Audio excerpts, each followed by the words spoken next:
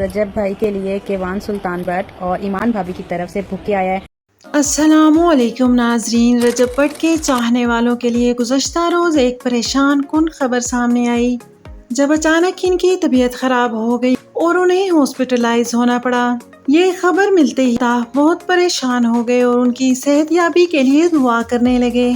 इसी दौरान एक ऐसी खबर सामने आई जिसने सोशल मीडिया पर नई बहस शुरू कर दी है।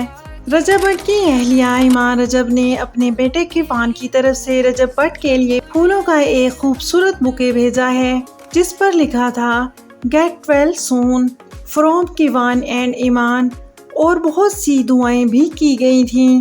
इस बात की तस्दीक इस वक्त हुई जब खुद रजब भट्ट ने अपने इंस्टाग्राम स्टोरी पर इस बुके की तस्वीर को शेयर किया, जिसके बाद ये खबर तेजी से सोशल मीडिया पर वायरल हो रही है। सोशल मीडिया पर गर्दिश करने वाली मालूमात के मुताबिक ईमान ये कह रही है कि उन्होंने अपने बेटे किवान की खातिर रजब भट्ट को माफ करने का फैसला कर लिया है।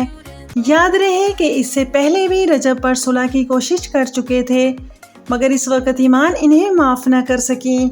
अब इस नए वाक़े ने मदाहों के दिलों में एक नई उम्मीद पैदा कर दी है। सोशल मीडिया पर हज़ारों सार्फिन खुशी का इजहार कर रहे हैं और दुआ कर रहे हैं कि दोनों के दरमियान तमाम गलत फहमियाँ ख़त्म हो जाएं और इनका घर दोबारा आबाद हो जाए। बहुत से लोगों का कहना है कि अगर रजब भट्ट और ईमान अपने बेटे किवान की खातिर एक बार फिर इकट्ठे हो जाते हैं तो ये इनके ख़ानदान के लिए एक बहुत खूबसूरत आगाज़ होगा। अलबत्ता अभी तक दोनों की जानिब से दोबारा एक साथ रहने या मुकम्मल सुलह होने का कोई बाकायदा ऐलान सामने नहीं आया, इसलिए इस हवाले से हतमी बात करना दुरुस्त न होगा। फिलहाल ये कहना मुनासिब होगा कि इस बुके और रजब भट्ट के इंस्टाग्राम स्टोरी ने मदाहों के दिलों में उम्मीद ज़रूर पैदा कर दी है। हम भी दुआ करते हैं कि अल्लाह ताला रजब भट्ट को मुकम्मल सेहत अता करे। अगर इनके हक में बेहतर है तो इनके दरमियान मोहब्बत, एतमाद और खुशियाँ दोबारा बहाल हो जाएं। तो नाजरीन, आप इस मामले में क्या राय रखते हैं? अपनी कीमती राय का इजहार कमेंट सेक्शन में ज़रूर कीजिएगा।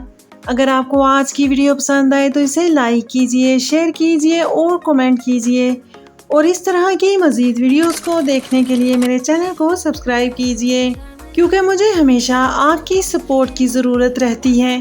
खुश रहिए और खुशियाँ बांटते रहिए। अल्लाह निगहबान।